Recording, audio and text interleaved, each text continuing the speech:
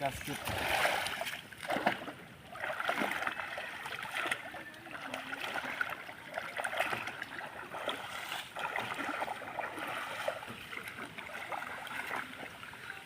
যে এটা আমাদের 180% প্রজেক্ট। তো এখানে আমরা মোটামুটি 50,000 টাকার মাছ ফলাইছি। এটা একটা পরীক্ষামূলকভাবে দেখি যে আসলে এই বিলের মধ্যে লাভ হয় নাকি লস হয়। এটা এই সিজনটা শেষ হলে আমরা বলতে পারবো। এই যে তো এখানে টোটাল মানে এটা টোটাল পুরাটা বিলের মাঝখানে 5টার মতো পুকুর আছে। 5টা পুকুর এভারেজে 60% মতো। যখন বিলের পানি মোটামুটি কমে যাইব তখন মাছ পুকুরের দিকে ঢুকে যাইব। এই দেখেন কি সুন্দর আমাদের বিলের মধ্যে কি সুন্দর শাপলা ফুল।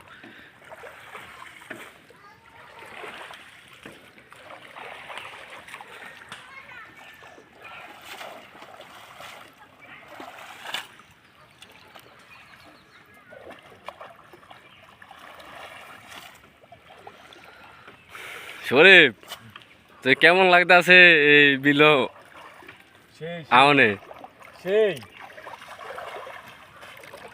আমাদের মতন কষ্ট হলে সময় লাগবো, আমরা তো যা করি সবই সেই হয়। এই জন্য সবার ভালো লাগে তো আমাকে জিনিসটা, কিন্তু আমাকে মতন শ্রম দিয়ে করতে পারে না। করলে এরা পারবো, তুই এনে দেখবো আরেকজন করলে এনে সেই লাগে, কষ্ট মন খায়, কিন্তু মনে খাইলে তো না কষ্ট হইব। আমাদের সাথে কাটতে হইব, তাহলে না আমগুলোকে থেকে করতে পারবো। ওই যে দেখেন একটা ফান করে যাইতে আছে।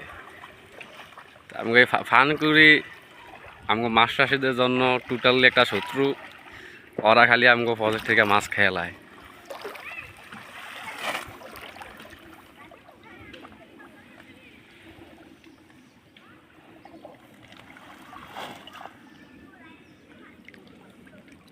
তো এইখানে কিন্তু নদীর পানি, এগুলা সব হইল বৃষ্টি আর নদীর পানি।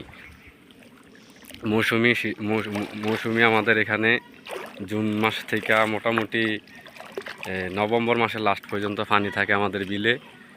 এরপরে পুকুরের মধ্যে পানি থাকে প্রায় এপ্রিল মাস পর্যন্ত।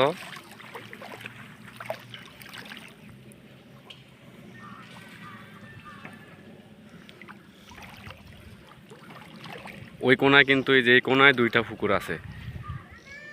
এই কোনায় একটা পুকুর, এটা হচ্ছে দক্ষিণ সাইড। আর যে এদিকে হচ্ছে উত্তর সাইড, উত্তর কোনা এদিকে একটা, এদিকে 2টা পুকুর আছে। একটা এই যে এই পুকুরটা আর আরেকটা এই যে এইদিকে পশ্চিম দক্ষিণ কোনায় এই পুকুরটা।